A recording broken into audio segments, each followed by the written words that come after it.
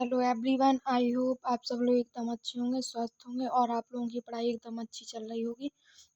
तो हमने जो है यूपी टेट जो 2026 में जो अभी होने वाला है, अभी भी टाइम है। आप लोग अपना क्या कर सकते हैं, तो फॉर्म फिलअप कर सकते हैं।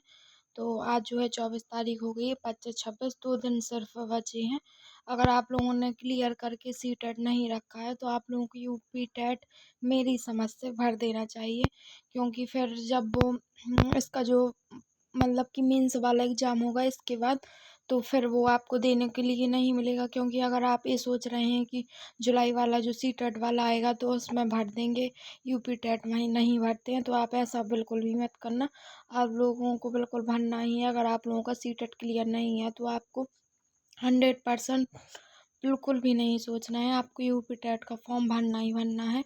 तो सीडीपी की जो है हमारी एक क्लास हो चुकी है और हम 10 दिनों में पूरी सीडीपी जो है क्या कर लेंगे, तो ख़त्म कर लेंगे। अगर आप लोगों को जो है पीडीएफ चाहिए हो तो आप लोग कमेंट में ज़रूर बताना कि पीडीएफ चाहिए हो, तो मैं आप लोगों को पीडीएफ भी क्या कर दूँगी, तो टेलीग्राम पर शेयर कर दूँगी। तो हमने जो है कल जो है वृद्धि एवं विकास देखा था, आज जो है व्यक्तिगत भिन्नताएं देखेंगे हम, एक टॉपिक है हमारा। तो चलिए फिर हम स्टार्ट करते हैं। तो व्यक्तिगत भिन्नताएं मतलब दुनिया में कितनी है, तो प्रत्येक मतलब कितनी है, बहुत सारी प्रजातियां पाई जाती हैं दुनिया में। कोई भी प्रजातियां जो हैं समान नहीं होती हैं। उदाहरण के लिए दो बंदर एक जैसे नहीं दिखते हैं, दो इंसान एक जैसे नहीं दिखते हैं, दो इंसानों का बिहेवियर एक जैसा नहीं होता है, उनकी बोली भाषा लैंग्वेज सब बिल्कुल अलग होता है। ऐसा नहीं है कि वो बिल्कुल सेम हो, तो ऐसा बिल्कुल नहीं। अगर वो देखने में सेम है तो उनका बिहेवियर भी सेम कभी नहीं होगा। उनका नेचर बिहेवियर तार्किक क्षमता कभी एक जैसी नहीं हो सकती। उनमें किसी न किसी स्तर पर भिन्नताएं अवश्य पाई जाती हैं। तो अगर हम बात करें कि मतलब कि व्यक्तिगत भिन्नता किन किन आधार पर हम देख सकते हैं कि कौन कौन से आधार हैं, कि इन आधारों पर हम जो है व्यक्ति को मतलब मतलब उनके अंदर क्या भिन्नता ढूंढ सकते हैं। तो एक तो बुद्धि हो गया, बुद्धि के आधार पर हम जांच सकते हैं कि कोई मतलब कि ये व्यक्ति दूसरे व्यक्ति से किस प्रकार भिन्न है। जहाँ तक रुचि से उसकी मतलब कि क्या इंटरेस्ट है, उसे किस चीज़ में ज़्यादा इंटरेस्ट है, उसके हिसाब से हम भिन्नता जो है क्या कर सकते हैं, तो ढूंढ सकते हैं। तीसरा हो गया मूल अब और एप्टीट्यूड, अभी क्षमता के आधार पर हम ढूंढ सकते हैं और व्यक्तित्व के आधार पर। अब आगे चलते हैं। अब एक इसमें नोट है, उसके पढ़ लेते हैं। नोट है क्या है, तो विद्यालय में यूनिफॉर्म आवश्यक है, परंतु एक शिक्षक के लिए टीचिंग जो टेक्निक होती है, मतलब एक शिक्षक है तो उसे मतलब एक टेक्निक यूज करता है, तो ऐसा नहीं है कि वही वही टेक्निक यूज करता रहे। उसको अपनी टेक्निक में क्या करना चाहिए, तो चेंजेस करना चाहिए।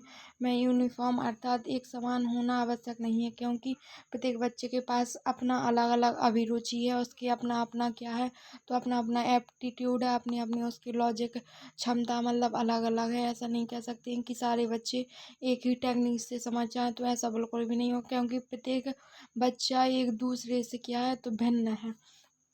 इसलिए बच्चों को अभिरुचि के आधार पर एक शिक्षक को टीचिंग टेक्निक फॉलो करनी चाहिए। ये नहीं कि एक ही टेक्निक के द्वारा सारे बच्चों को ज्ञान प्रदान या ज्ञान साझा करें। ठीक है, तो वही है कि मतलब कि शिक्षा को ऐसा नहीं करना है कि एक ही टेक्निक से अगर एक बच्चे कुछ बच्चों को समझ में नहीं आ रहा है तो उसे दूसरी टेक्निक से समझाने की कोशिश करनी चाहिए। क्योंकि बच्चे जो हैं दोनों क्या होते हैं, तो ऐसा नहीं है कि अगर दो बच्चे हैं तो वो सारे मतलब आपस में क्या हों, उनकी तार्किक क्षमता वो क्योंकि वो एक दूसरे से क्या है, तो भिन्न है, तो मतलब कि ऐसा नहीं है कि वो टीचर जो है एक ही टेक्निक से सारे बच्चों को समझा सके। तो मतलब कि अलग अलग टेक्निक का क्या करना चाहिए, तो यूज करना चाहिए। अब शिक्षक के लिए बात करें कि शिक्षक के लिए जो है व्यक्तिगत भिन्नता में शिक्षक को क्या क्या करना चाहिए। एक रूप अनुदेशन बिल्कुल भी नहीं करना चाहिए, क्योंकि सारे बच्चे क्या हैं, तो सेम नहीं है, वो किस प्रकार के हैं, तो वो भिन्न भिन्न है। विभेदी अनुदेशन, हाँ मतलब कि डिफरेंटेड इंस्ट्रक्शन होने चाहिए, मतलब ऐसा होना चाहिए कि बिल्कुल सेम नहीं है, सबको अलग अलग तरीके से देखना है। सबका कोई तार्किक को लॉजिक क्षमता, उसका मानसिक अभिरुचि कुछ भी बिल्कुल क्या है, तो बिल्कुल सेम नहीं है। इसलिए उसे अलग अलग क्या करना है, तो अलग अलग समझाना है अगर किसी को नहीं समझ में आता है।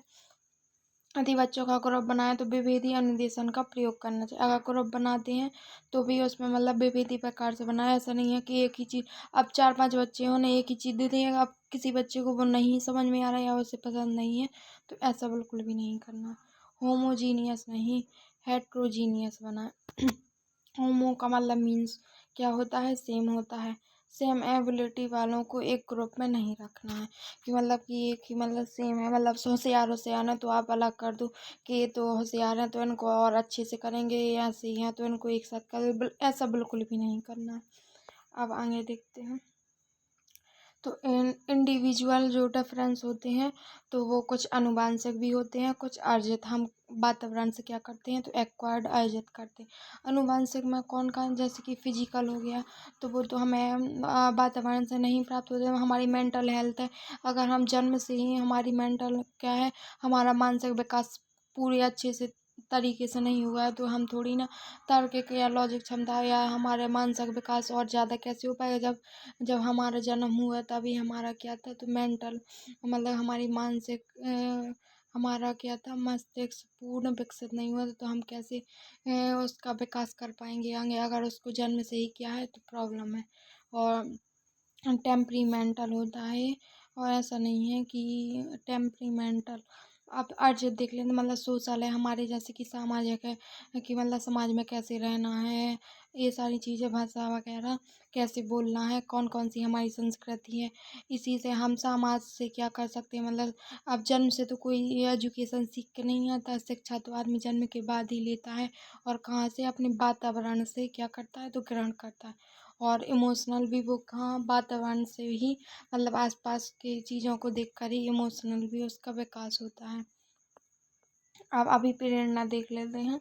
मोटिवेशन किसे कहते हैं, तो मोटिवेशन जो है दो प्रकार की होती है, एक तो आंतरिक मोटिवेशन, एक बाह्य मोटिवेशन।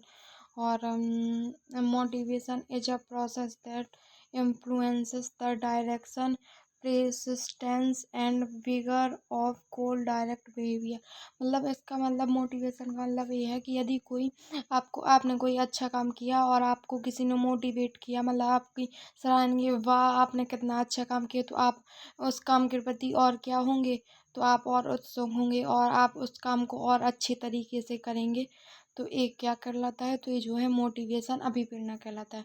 और मोटिवेशन या अभिप्रेरणा कितने प्रकार के होते हैं, दो प्रकार होते हैं, आंतरिक अभिप्रेरणा और बाह्य अभिप्रेरणा। आंतरिक अभिप्रेरणा क्या होती है, जो मतलब हमारे अंदर से जो अंदर का मोटिवेशन होता है उसे आंतरिक अभिप्रेरणा कहते हैं। बाह्य क्या होता है, बाह्य ये होता है जैसे कि किसी ने, दूसरे इंसान ने बोल दिया कि वाह आपने कैसे कितना अच्छा काम किया, यहीं दूसरे उसमें हो जाता है बाह्य में, मतलब कि नकारात्मक मोटिवेशन भी होता है, कि यदि किसी ने आपने गलत काम किया तो आपको डांट दिया गया तो आप उस काम को नहीं करेंगे, या मतलब ऐसा होता है, तो आप उस काम को करने में रुचि नहीं लेंगे, तो ऐसा जो है। बाह्य भी दो प्रकार के होते हैं। चलिए फिर आगे बढ़ते हैं। अंत आत्मा से जो है मतलब लोक की दृष्टि से, मतलब कि जो है एक होता है जो मतलब कि आंतरिक होता है वो किससे होता है, तो वो अंत आत्मा से होता है। और जो बाह्य अभिप्रेरणा होता है वो किसी लोक की दृष्टि से, मतलब सैलरी की वजह से या मार्क या रिवार्ड, इन चीज़ों की वजह से होता है। एक जो है अमेरिकी मनोवैज्ञानिक थे V.F. स्किनर ने जो है अभिप्रेरणा के संबंध में मानना है कि मोटिवेशन जो है नेशनल हाईवे की तरह होता है, जितना अच्छा मोटिवेशन होगा सक्सेस रेट उतना ही अच्छा होगा। ये आप लोगों को याद रखना है, इम्पोर्टेंट है। उनका मतलब B.F. स्किनर ने ये कहा है कि यदि मोटिवेशन क्या है, तो हाईवे जैसा है। हाईवे जैसा इसलिए कहा गया है क्योंकि ये जितना अच्छा रोड होगा उतनी ही स्पीड बहुत अच्छी होगी, मतलब गाड़ी अच्छे से चलेगी। उसी प्रकार कहा है कि मोटिवेशन जितना अच्छा होगा सक्सेस रेट यानी सफलता का आपका स्तर भी क्या होगा, तो उतना ही अच्छा होगा। बच्चों में जो है आंतरिक अभिप्रेरणा को बढ़ावा देना चाहिए। और अभिप्रेरणा का ये चक्र है, अभिप्रेरणा का ये चक्र देख लेते हैं। तो सबसे पहले क्या होती है, तो हमारे जो है उत्तेजना की कमी होती है, रिडक्शन ऑफ एरोusal। तो हमारे अंदर क्या होती है, तो उत्तेजना की कमी होती है। फिर हमें किसी चीज़ की नीड रहती है, आवश्यकता रहती है, फिर कोई हमें उसे चलाने वाला कोई प्रनोद या ड्राइव मिल जाता है, फिर हमारी उत्तेजना बढ़ जाती है। फिर जो है हमारा दिशा निर्देश यानी कि निर्देशित व्यवहार होता है कि हमें ये चीज़ पानी है, तो हम उसके प्रति क्या करते हैं, तो अपने व्यवहार में परिवर्तन लाते हैं और फिर हमें क्या मिल जाती है, तो उपलब्धि मिल जाती है। चलिए अब आगे देखते हैं। मध्याह्न भोजन की जो है शुरुआत कब की गई थी, तो 1995 में की गई थी। फिजिकल नीड्स मतलब शारीरिक अवस्थाएं आवश्यकताएं जो हैं वो हमारे अस्तित्व की ज़रूरत है, जैसे कि फूड, वाटर और स्लीप और मिड डे मील, ये सारी चीज़ें हमारी जो है शारीरिक अवस्था आवश्यकता हैं। आप जो है मैस्लो का आवश्यकता अनुक्रम का सिद्धांत देख लेते हैं। अब्राहम मैस्लो का जो है क्या है, तो आवश्यकता अनुक्रम का सिद्धांत है। सबसे पहले हमारी कौन सी आवश्यकता आती है, तो शारीरिक अवस्थाएं आती हैं। शारीरिक आवश्यकताओं में क्या है, तो जैसे कि पानी हो गया, फूड हो गया, हमारी नींद है, हमारे कपड़े हैं, तो ये सारी चीज़ें किसमें, रिप्रोडक्शन हो गया, मतलब कि रिप्रोडक्शन आप लोग जानते ही होंगे। तो मतलब कि ये सारी चीज़ें किसमें आती हैं, तो शारीरिक आवश्यकताओं में आती हैं। फिर जो है इसके बाद क्या होती है, सेफ्टी मतलब जो सुरक्षात्मक आवश्यकता होती हैं, जैसे कि पर्सनल सिक्योरिटी, हमारी हेल्थ है, प्रॉपर्टी है, रिसोर्सेस है, हमारे एम्प्लॉयमेंट, तो ये जो है क्या है, सुरक्षात्मक आवश्यकता में आते हैं। फिर जो है लव और बिलोंगिंग प्रेम और अपनत्व की आवश्यकताएं, इसमें जो है friendship, family, intimacy, sense of connection इसके अंतर्गत आते हैं। फिर सम्मान की आवश्यकता, respect, self esteem, status, recognition, strength और फ्रीडम, ये जो है सम्मान की आवश्यकता। फिर आत्मसिद्धि, सेल्फ एक्यूजे एक्यूटिली एक्यूटिलाइजेशन। अब जो है आईक्यू को देखेंगे। आईक्यू के आधार पर लोगों का जो है क्या है, तो वर्गीकरण देख लेते हैं। तो आईक्यू जैसे बुद्धि लब्धि हिंदी में कहते हैं। सबसे पहले बात करें तो जीनियस होते हैं, उनकी जो है बुद्धि लब्धि है, आईक्यू कितना होता है, तो 140 के ऊपर होता है।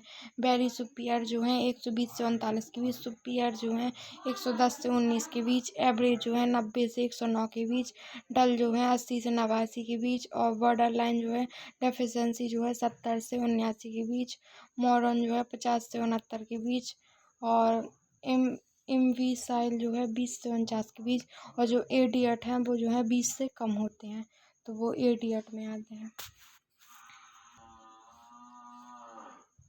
इंटेलिजेंस शब्द की उत्पत्ति लैटिन भाषा के इंटेलिजेर से हुई है, जिसका अर्थ है टू अंडरस्टैंड मतलब कि समझना होता है। इंटेलिजेंस हेरिडिटी से अधिक प्रभावित होती है, क्योंकि यदि आप लोगों का विकास ही नहीं हुआ, अगर माता पिता पागल हैं तो बच्चा भी मैक्सिमम क्या है, चांस रहेंगे कि बच्चा भी क्या होगा, तो मतलब कि क्या होगा, तो पागल ही होगा, मतलब इडियट टाइप का, या डल है मतलब कि जो एवरेज बुद्धि रहती हो उससे कम है, तो उसका जो है प्रभाव पड़ता है।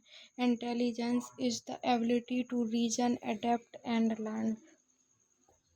अब जो है इसका जो है आईक्यू का क्या है, तो कॉन्सेप्ट है, इसे हम फॉर्मूला भी बोल सकते हैं। तो मानसिक आयु बटे वास्तविक आयु, मतलब कि इसको हम ऐसे निकालते हैं, जैसे कि किसी एज के बच्चा है तो दो सेम एज के बच्चों को ले लेंगे और उनका दोनों का आईक्यू चेक करना है, तो देखेंगे कि इनकी जो है मानसिक आयु क्या है। जैसे कि मानसिक आयु किसी बच्चे की 9 साल है और 10 साल उसकी क्या है, तो वास्तविक आयु है। तो ऐसे में हम यहाँ 100 का गुणा करेंगे तो 90 आ जाएगी, यानी कि ये क्या है, तो एवरेज स्टूडेंट आ जाएगा। ठीक है, यहाँ एग्जाम्पल दिया भी गया है, जैसे कि कोई बच्चा है उसकी रियल एज कितनी है, तो 10 वर्ष है, और उसका दिमाग क्या है, तो दिमाग जो है उसका 12 वर्ष के बच्चे जैसा काम करता है, तो उसकी आईक्यू जो है 120 हो जाएगी। एवरेज जो है 110, 90 से 110 के बीच होता है। सीए को जो है क्रोनोलॉजिकल एज कहते हैं, एमए को जो है मेंटल एज कहते हैं। तो एमए बटे सीए गुणा 100 होता है। 1905 में जो है सबसे पहला बुद्धि परीक्षण किसने दिया था, तो अल्फ्रेड बिनेट एंड थ्रोडेयर सेमोन ने जो है क्या दिया था, तो 1905 में पहला बुद्धि परीक्षण दिया था। 1908 में जो है अल्फ्रेड बिनेट ने क्या दिया था, तो इसका किसका, तो बुद्धि परीक्षण का इन्होंने क्या कॉन्सेप्ट दिया था। कॉन्सेप्ट क्या है, तो ये जो फॉर्मूला है इसे जो है कॉन्सेप्ट कहते हैं। और पहला बुद्धि परीक्षण किसने दिया था, तो Alfred Binet and Theodore Simon ने दिया था।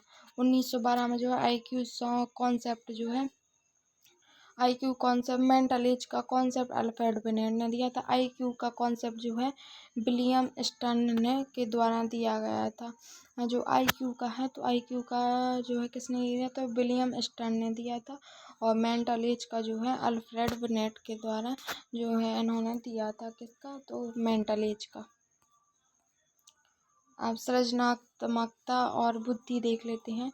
तो सृजनात्मकता क्या है, तो कोई बच्चा जो है research have found that are the relationship between creativity and intelligence is positive. मतलब कि कोई जैसे कि सृजनात्मक बच्चा है तो उसके जो है रिसर्च करने की क्षमता जो है बहुत मतलब कि और ऐसा नहीं है कि जिसका आईक्यू लेवल अच्छा है तो वही जो है क्या सृजनात्मक बच्चा हो सकता है, ऐसा बिल्कुल भी नहीं है। मतलब कि ऐसा है कि यदि कोई बच्चा जैसे कि उसका क्या है तो आईक्यू ज़्यादा है तो उसके मतलब हाईली चांस रहते हैं कि वो क्या हो तो सृजनात्मक क्रिएटिविटी उसके अंदर हो, तो ऐसा चांस रहते हैं। लेकिन ऐसा बिल्कुल भी नहीं है कि जो मतलब कि क्रिएटिव है तो वो क्या हो तो वो उसका आईक्यू ज़्यादा हो, तो ऐसा बिल्कुल भी नहीं है। तो अब देख लेते हैं, अर्थात हर एक हाई आईक्यू वाला बच्चा जो है रचनात्मक हो आवश्यक नहीं, यही मैंने आप लोगों को अभी बताया है। ठीक है। और क्रिएटिविटी की कितनी है, तो 4 तत्व हैं, इनको हम ऐसे याद कर सकते हैं FFOE, ऐसे हम क्या तो इस ट्रिक के साथ याद कर सकते हैं। सबसे पहले क्या आता है तो फ्लुएंसी मतलब कि धारा प्रवाह, फ्लेक्सिबिलिटी लचीलापन, ओरिजिनल मतलब मौलिकता, एलेबोरेशन मतलब कि विस्तार होना चाहिए। तो ऐसे जो है क्रिएटिव कहते हैं। अब देख लेते हैं अब सारी सोच और अभी सारी सोच। डाइवर्जेंट थिंकिंग मतलब वो बहुत सारी मतलब कि एक कोई क्वेश्चन है उसकी जो है 4-5 क्या सॉल्यूशन निकाल लेता है, मतलब उसकी थिंकिंग प्रोसेस कैसा है तो उसका डाइवर्जेंट है, मतलब बहुत ही मतलब अलग अलग तरीके से कैसे क्या कर पा रहा है तो सोच पा रहा है। और अभी सारी सोच की बात करें मतलब कि बहुत ही मतलब कि सीमित या संकुचित अगर दिया है मतलब वो ज़्यादा सोच नहीं पाता, उसका थिंकिंग प्रोसेस क्या है तो सीमित है, तो उसे हम अभी सारी सोच कहते हैं। ये जो है ओपन एंडेड होते हैं, क्लोज एंडेड होते हैं। रिलेटेड टू क्रिएटिविटी, ये जो है अब सारी सोच क्या होती है तो क्रिएटिविटी से क्या होता है तो संबंधित होता है। और अभी सारी सोच है जो कैसे होता है रिलेटेड टू इंटेलिजेंस, मतलब कि आपकी आईक्यू लेवल यानी कि आपकी बुद्धि के ऊपर क्या होता है तो निर्भर होता है क्या अभी सारी सोच। आउट ऑफ द बॉक्स होते हैं, मतलब कि ये आउट ऑफ द बॉक्स होते हैं अभी सारी सोच वाले। और अभी सारी जो है ये जो है MCQ सॉल्व करने में क्या होती है तो अभी सारी सोच काम आती है। इसके जो है जैसे कि मल्टीपल सॉल्यूशन है, मैंने आप लोगों को बताया इसकी क्या है तो लिमिटेड सॉल्यूशन है। अब सारी सोच वाला प्रत्येक व्यक्ति क्रिएटिव नहीं होगा, परंतु हर क्रिएटिव व्यक्ति अब सारी सोच डाइवर्जेंट थिंकिंग अवश्य रखता हो। इसका मतलब ये हुआ कि जैसे कि मतलब अब सारी सोच वाला मतलब डाइवर्जेंट थिंकिंग वाला व्यक्ति है तो क्रिएटिव नहीं होगा। जैसे कि अब सारी डाइवर्जेंट थिंकिंग वाला प्रत्येक व्यक्ति क्या होगा तो क्रिएटिव बिल्कुल भी नहीं होगा, परंतु हर क्रिएटिव व्यक्ति अब सारी सोच आस रखता होगा। इसका मतलब ये है कि जैसे कि मतलब कोई इंसान है वो क्या है तो अब सारी सोच रखता है, तो उसका मतलब ये नहीं है कि वो क्रिएटिव हो, ऐसा बिल्कुल भी पॉसिबल नहीं है। और मतलब हो भी सकता है, मतलब बहुत ही कम चांस है, लेकिन ऐसा ज़रूरी नहीं है कि यदि वो अब सारी सोच या डाइवर्जेंट थिंकिंग रखता है तो वो क्रिएटिव ही होगा, तो ऐसा नहीं है। लेकिन जैसे कि कोई क्रिएटिव व्यक्ति है तो वो क्रिएटिव है तो मतलब कि उसकी अब सारी सोच 100% होगी, तो इसका ये मतलब है। अब देख लेते हैं जो गिफ्टेड चिल्ड्रन होते हैं प्रतिभाशाली बच्चे, तो इनके जो है इनका क्या होता है बौद्धिक रूप से उज्ज्वल होते हैं, इनका मतलब IQ जो है 140 के अबव ही रहता है। और जैसे कि टैलेंटेड और प्रतिभाशाली बच्चे कितने प्रकार के होते हैं, 3 प्रकार के होते हैं। पहला तो हो गया IQ मतलब जिनका बौद्धिक स्तर ही क्या है तो IQ लेवल क्या है तो ज़्यादा है। और दूसरे होते हैं टैलेंटेड, मतलब कि जैसे सचिन तेंदुलकर है, मतलब कि खेलने में क्या है तो बहुत ही ज़्यादा क्या है टैलेंटेड हैं, तो दूसरे जो हैं प्रतिभाशाली बच्चे ये भी कहलाते हैं। तीसरे जो है क्रिएटिव कहलाए जाएंगे, जैसे कि MF हुसैन है वो क्या है तो क्रिएटिव हैं, तो ये उसके अंतर्गत। तो इसी प्रकार जो है क्रिएटिव व्यक्ति जो है 3 प्रकार के होते हैं। गिफ्टेड चिल्ड्रन को जो है समृद्ध पाठ्यचर्या की आवश्यकता होती है, जिसमें उनके इंटरेस्ट के अकॉर्डिंग चैलेंजेस टास्क और कंटेंट हो, ठीक है। इंटेलेक्चुअली ब्राइट बच्चों को हॉट्स मतलब कि हायर ऑर्डर थिंकिंग स्किल्स जैसे कॉन्सेप्ट चाहिए, क्योंकि उन्हें अगर जैसे कि कोई बहुत ही गॉड गिफ्टेड बच्चा है जिसका IQ लेवल जो है क्या है तो 140 के अबव है, तो उसको जो है जैसे कि उसको अपनी क्लास के हिसाब से मिलेगा, तो अगर उसे छोटी मोटी चीज़ें मिली तो बहुत ही वो आसानी से सॉल्व कर देगा। और उसका क्या होगा कि मुझसे सब बनने जा रहा है, उसका मतलब क्या मोरल डाउन होगा। हम तो इसलिए उसको क्या करना है तो मतलब उसकी मतलब थिंकिंग प्रोसेस को और मतलब बढ़ाना है, डेवलप करना है। तो उसके अनुसार उसके क्या मिलने चाहिए, तो उसी के अनुसार उसको हाई ऑर्डर में उसके स्किल्स या कॉन्सेप्ट होने चाहिए जिसको उसको कुछ लगे कि हाँ मैं कुछ सीख रहा हूँ इससे। चलिए तो फिर आगे बढ़ते हैं। जो हमारी सामवेगिक बुद्धि है, इमोशनल इंटेलिजेंस, तो सामवेगिक बुद्धि को सर्वप्रथम किसने स्लेवरे और मेयर ने जो है क्या किया था तो इंट्रोड्यूस किया था, मतलब कि क्या किया था तो पहचान किया था, इसकी परिभाषा दी थी। इमोशनल इंटेलिजेंस नामक बुक को जो है डैनियल गोलमैन ने लिखा था। किसको? इमोशनल इंटेलिजेंस नामक एक बुक है जिसे डैनियल गोलमैन ने लिखा था। और सामयिक बुद्धि का सर्वप्रथम जो है स्लेवरे और मेयर ने क्या इंट्रोड्यूस किया था। ठीक है, अब आगे चलते हैं। अरस्तु का वचन है, मतलब कि अरस्तु का एक क्वाइट है कि कोई भी किसी भी समय नाराज हो सकता है, इसमें कोई दिक्कत नहीं है। दिक्कत नहीं, अर्थ है कि हम अपने इमोशन को कंट्रोल कर पाएँ और सही जगह पर सही समय पर सही तरीके से सही मात्रा में यूज कर पाएँ, इसी को इमोशनल इंटेलिजेंस कहते हैं। ऐसा नहीं है कि आप छोटी छोटी बातों पर रो दे रहे हैं, ऐसा नहीं है कि आप छोटी छोटी बातों पर रो दे रहे हैं और छोटी छोटी चीज़ों पर थोड़ी ही देर में इमोशनल हो जाते, तो ऐसा नहीं है। अरस्तु ने बहुत ही अच्छी बात कही है कि कोई भी व्यक्ति कभी भी किसी भी समय क्या हो सकता है तो नाराज़ हो सकता है, इसमें कोई दिक्कत नहीं है। इसका अर्थ है कि हम अपने इमोशन को कंट्रोल कर पाएँ और सभी जगह पर सही समय पर सही तरीके से सही मात्रा में यूज कर पाएँ, इसी को जो है इमोशनल इंटेलिजेंस कहते हैं। अब इमोशनल इंटेलिजेंस की हम क्या है तो थोड़ी विशेषताएं देख लेते हैं। इमोशनल इंटेलिजेंस में जो है हमारा सामाजिक कौशल अच्छा होना चाहिए, आत्म जागरूकता होनी चाहिए, अभिप्रेरणा मोटिवेशन होना चाहिए, सहानुभूति एम्पैथी होनी चाहिए और स्वयं नियंत्रण मतलब कि अपने ऊपर क्या होना चाहिए सेल्फ रेगुलेशन यानी कि स्वयं नियंत्रण होना चाहिए। अब हम जो है कॉग्निशन और इमोशन देख लेते हैं। तो ये जो दोनों जो है कॉग्निशन और इमोशन यानी कि हमारा संज्ञान और संवेग, ये जो है द्विदिशात्मक होते हैं और ये जो है आपस में क्या होते हैं तो अंतर संबंधित होते हैं। दोनों एक दूसरे को प्रभावित करते हैं, सिर्फ एक केस में प्रभावित नहीं करते हैं। जिको ये जो है किन्होंने कहा है तो जिको के अनुसार जो है क्या है तो एक दूसरे के अनुसार क्या होते हैं तो प्रभावित नहीं होते। ये किसने कहा है तो जैकॉक ने कहा है कि संज्ञान और संवेग जो है एक दूसरे में क्या होते हैं तो प्रभावित नहीं होते हैं। जैकॉक के अनुसार जो है इमोशन एंड कॉग्निशन डेवलपमेंट क्या है तो स्वतंत्र हैं। ठीक है, अब मनोवैज्ञानिक द्वारा यह सुझाव दिया गया कि शिक्षकों के दृष्टिकोण से गिफ्टेडनेस की भावना निम्नलिखित के संयोजन पर निर्भर करती है। इसको फिर से देख लेते हैं, ये लाइन समझ में नहीं आई, मुझे भी नहीं है। मनोवैज्ञानिक द्वारा यह सुझाव दिया गया कि शिक्षकों के दृष्टिकोण से गिफ्टेडनेस की भावना निम्नलिखित के संयोजन पर निर्भर करती है। अब देखते हैं आगे क्या है। जो की हाईली एबिलिटी है, हमारी हाई एबिलिटी है मतलब कि उच्च क्षमता है, उच्च रचनात्मकता है, उच्च क्या है कमिटमेंट है या प्रतिबद्धता है, तो ये जो है क्या होगा तो ये जो है गिफ्टेड होगा। 3 रिंग मॉडल भी इसे हम कहते हैं। और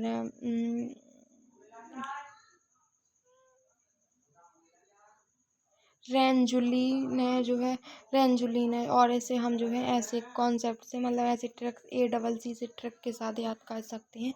ये जो है रेंजुलिन का जो है क्या है तो 3 रिंग मॉडल है जिसमें जो है हाई एबिलिटी है, हाई क्रिएटिविटी है, हाई कमिटमेंट है, उच्च क्षमता है, उच्च रचनात्मकता है, उच्च प्रतिबद्धता है। चलिए फिर आगे बढ़ते हैं।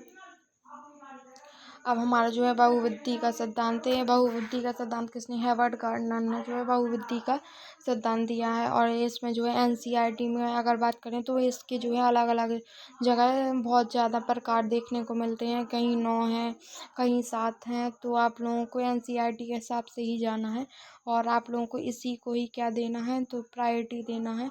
तो जो है हमारे क्या होते हैं, बहुबुद्धि कितने प्रकार की होती है, तो 8 प्रकार की होती है। Each of these intelligence are कितनी है, मतलब कि जो इंटेलिजेंस होती है वो अपने आप में क्या है, तो स्वतंत्र है। बुद्धि कई प्रकार की होती है, कोई एक क्षमता नहीं है, क्योंकि क्षमता नहीं है, बहुत प्रकार की होती है। अर्थात अधिगम भी कई प्रकार से हो सकता है। सबसे पहले जो है भाषाई बुद्धि होती है। भाषाई बुद्धि में मतलब कि इसमें हमारा क्या होता है, तो मतलब कि यहाँ भाषा का बहुत ज़्यादा डेवलपमेंट होता है।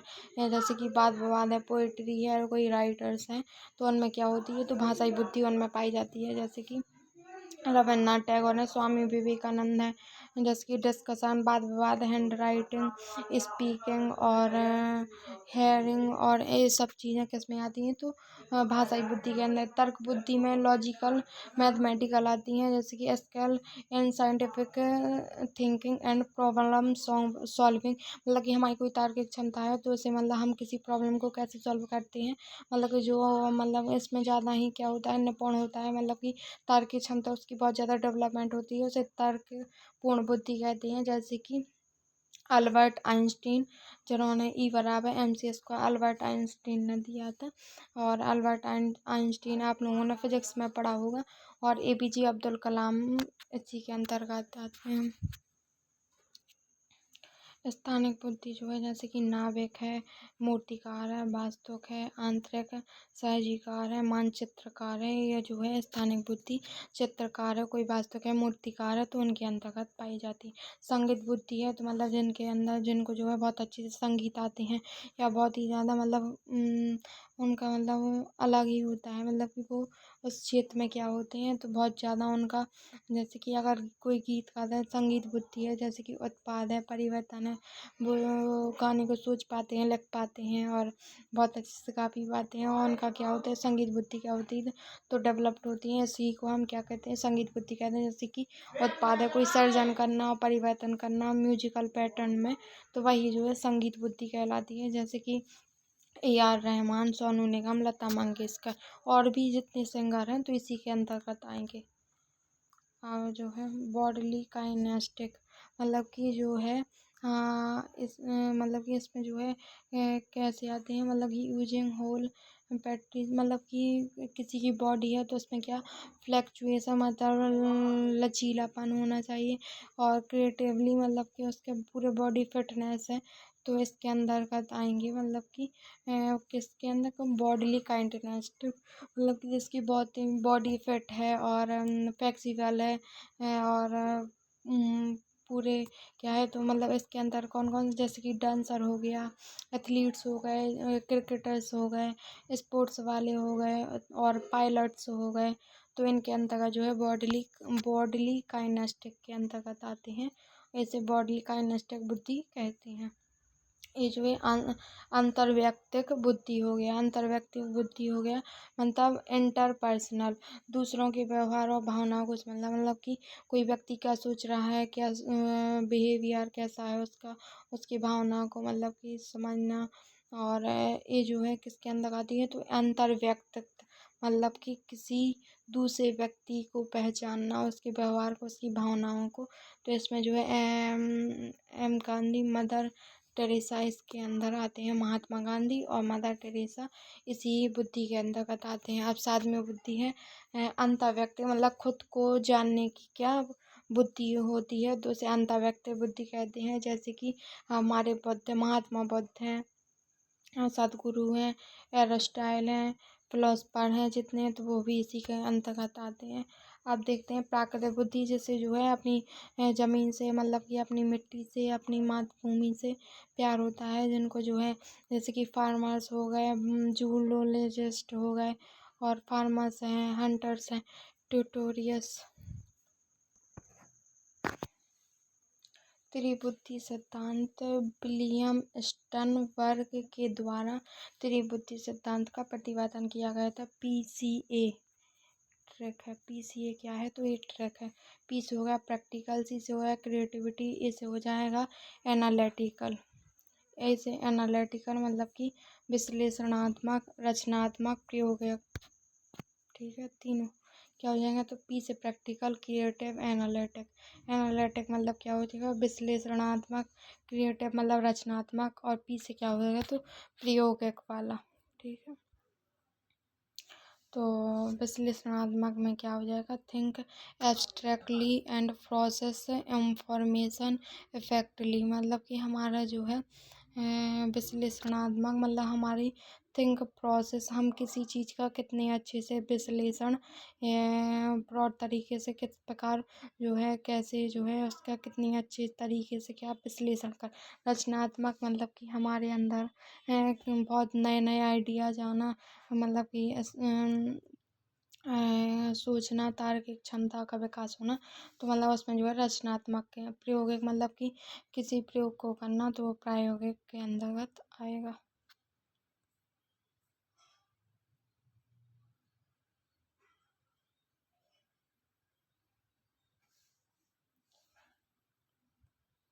ये जो है लुइस